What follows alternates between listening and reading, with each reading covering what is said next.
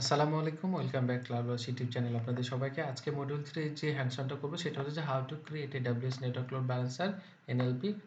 So আমরা network load balancer theoretically আমরা already দেখেছি, ডিসকাস করেছি। সো ওখানে আমরা দেখার চেষ্টা করেছি কিভাবে কাজ করে, কি ফিচার বেনিফিটস গুলো আমরা দেখেছিলাম। সো আজকে কিভাবে ডেফলি হ্যান্ডস অন আমরা করব যে কিভাবে নেটওয়ার্ক লোড ব্যালেন্স ক্রিয়েট করতে হয়, টার্গেট গ্রুপস এর সাথে অ্যাসোসিয়েট করতে হয় এবং টার্গেট গ্রুপও আমরা ক্রিয়েট করেছি এর আগে, সেটা আমরা দেখেছি। সো আজকে ওভারঅল আমরা দেখব যে নেটওয়ার্ক লোড ব্যালেন্সার কিভাবে কাজ করে। সো চলুন চলে যাই আমাদের AWS কনসোল। সো আমাদের AWS কনসোলে আসার পরে আমরা হচ্ছে যে EC2 ইনস্ট্যান্সে চলে যাব, EC2 তে, এন্ড দেন EC2 ড্যাশবোর্ডে আসার পরে আমরা জাস্ট হচ্ছে যে লেফট হ্যান্ড সাইডে হচ্ছে যে আমাদের যে লোড ব্যালেন্সিং যে অপশনটা আছে লোড ব্যালেন্সার। সো লোড ব্যালেন্সারে ক্লিক করে লোড ব্যালেন্সারের ড্যাশবোর্ডে আমরা চলে আসবো। সো এখানে আসার পরে দেখেন আমাদের ALB টা ক্রিয়েট করেছিলাম, অ্যাপ্লিকেশন লোড ব্যালেন্সার ক্রিয়েট করেছিলাম, সেটা আমরা অলরেডি দেখতে পাচ্ছি। নতুন একটা লোড ব্যালেন্সার ক্রিয়েট করব যেটা কিনা হচ্ছে যে নেটওয়ার্ক লোড ব্যালেন্সার। সো সেটার জন্য আমরা ক্রিয়েট লোড ব্যালেন্সারে যাব, এন্ড দেন হচ্ছে যে নেটওয়ার্ক লোড ব্যালেন্সার আমরা ক্রিয়েট করব। সো এটা দিয়ে just create load balancer. So load balancer আসার পরে দেখেন এখানে জাস্ট কনফিগারেশন আমরা নেম দেব যে মাই NLB, আমি নেম দিলাম লোড ব্যালেন্সে। দেন হচ্ছে যে স্কিমে হচ্ছে যে আমাদের ইন্টারনেট ফেসিং আমি দিলাম, এন্ড আইপি অ্যাড্রেসেস হচ্ছে IPv4 যে প্রোটোকল রয়েছে সেইটা দিবেন আপনি অবশ্যই। এন্ড নেটওয়ার্ক ম্যাপিং এর ক্ষেত্রে যে ডিফল্ট যে VPC টা রয়েছে সেইটা আমরা দিয়েছি, এবং দেন হচ্ছে যে ম্যাপিং এর ক্ষেত্রে আমরা ওভারঅল সবগুলো সিলেক্ট করে দেব আমাদের অ্যাভেলেবল যে অ্যাভেলেবল জোন রয়েছে সেইটাতে সবগুলো সিলেক্ট করে দেব।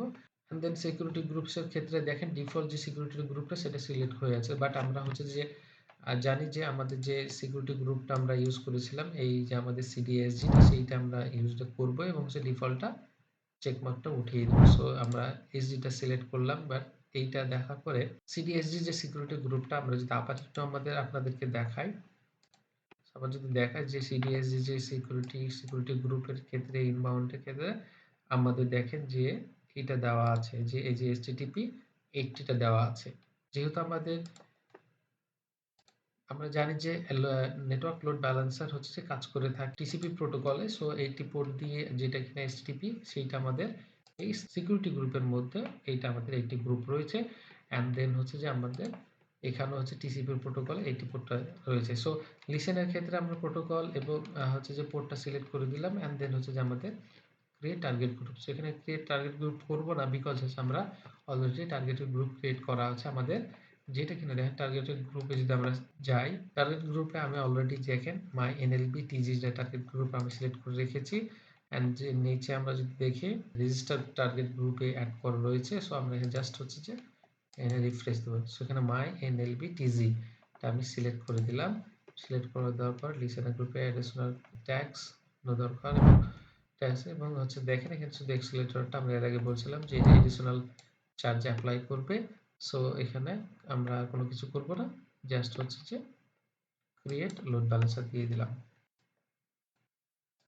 সো এখানে দেখেন আমাদের আসার পরে লোড ব্যালেন্সার আমরা আসলাম, আসার পরে দেখেন মাই NLB টা প্রভিশনিং মোডে রয়েছে। সো প্রভিশনিং মোডে থাকার পরে কিছুক্ষণ সময় নেবে যেটা অ্যাক্টিভ হওয়ার জন্য। সো আমরা রিফ্রেশ দিই।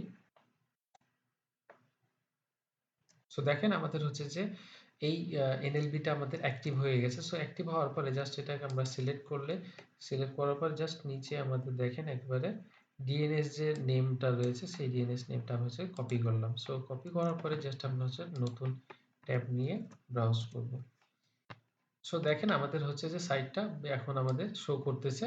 সো এখানে আমাদের hello world from ClouDolus IP 172.31.6 যেটা কিনা আমাদের EC2 ইনস্ট্যান্স আমরা চেক করি। সো আমাদের EC2 ইনস্ট্যান্স যেটা কিনা নাম্বার 2 তে দেখেন এই হচ্ছে যে IPv অ্যাড্রেসটা হচ্ছে যে 250, যেটা কিনা আমাদের নাম্বার 2 EC2 ইনস্ট্যান্স বা টার্গেটস গ্রুপস এর হচ্ছে একটা হচ্ছে ইনস্ট্যান্স, এন্ড দেন হচ্ছে আমরা যদি আবার রিফ্রেশ দিই, আমরা রিফ্রেশ দিলাম তো এটা হচ্ছে যে আবার চেঞ্জ হয়ে গেছে। সো 223 যেটা কিনা আমাদের EC2 ইনস্ট্যান্সের নাম্বার, এটা হচ্ছে যে নাম্বার EC2 ইনস্ট্যান্স আরেকটা রয়েছে সেটা 223। সো আমরা রিফ্রেশ দিলে একবার দেখতে পাচ্ছি যে এভাবে আমাদের 223, এবং হচ্ছে যে রিফ্রেশ দেওয়ার পরে সো দেখেন এবার হচ্ছে এবার দেখতে পাচ্ছি যে 250। সো এই হচ্ছে যে আমাদের নেটওয়ার্ক লোড ব্যালেন্সার। সো আমাদের সরাসরি আমরা দেখলাম যে কিভাবে কাজ করে। সো দুইটাতে আমরা দেখতে পাচ্ছি বারবার আমরা রিফ্রেশ দিলে বারবার আমরা হচ্ছে চেঞ্জ হচ্ছে। সো তো এই হচ্ছে যে নেটওয়ার্ক লোড ব্যালেন্সারের যে হ্যান্ডস অনটা। সো আমরা সরাসরি আপনাদেরকে দেখানোর চেষ্টা করলাম যে কিভাবে কাজ করে। টার্গেট গ্রুপসের সাথে আমরা ইন্টিগ্রেট করলাম এবং হচ্ছে যে এখন আমরা সরাসরি দেখলাম যে কিভাবে নেটওয়ার্ক লোড ব্যালেন্সারটা কাজ করতেছে অটোমেটিক্যালি। সো আমাদের চেঞ্জ হচ্ছে এবং আমরা জানি যে কিভাবে চেঞ্জ হলে কাজ করে। সো আমরা হচ্ছে যে এখন যে আমাদের যে সার্ভিস বা রিসোর্স গুলো আমরা রান করেছিলাম সেগুলো আমরা হচ্ছে এখন সবগুলো ডিলিট করে বা ক্লিন করে দেব। সো আমাদের ফার্স্টে যে EC2 ইনস্ট্যান্স এ যদি যাই, EC2 ইনস্ট্যান্স এ আমরা হচ্ছে যে সেই শিডিউল ইনস্ট্যান্সটা আমরা হচ্ছে যে টার্মিনেট করে দেব। So terminated. সো EC2 গুলো আমরা টার্মিনেট করে দিলাম। দেন ব্যালেন্সারে যাব। সো লোড ব্যালেন্সারে দেখেন লোড ব্যালেন্সার দুইটা আমরা সিলেক্ট করলাম। দেন ডিলিট লোড ব্যালেন্সার কনফার্ম। তো লোড ব্যালেন্সার ডিলিট হয়ে গেছে। আমরা হচ্ছে যে টার্গেট যে রয়েছে সেই টার্গেট গ্রুপ আমরা হচ্ছে যে ডিলিট করে দেব।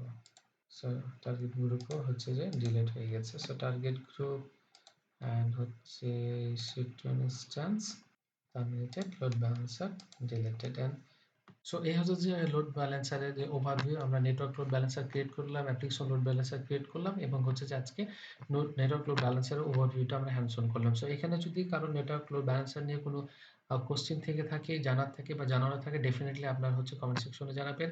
দেখা হচ্ছে, কথা হচ্ছে নেক্সট ভিডিওতে। ততক্ষণ পর্যন্ত সবাই ভালো থাকেন। আল্লাহ হাফেজ। আসসালামু আলাইকুম।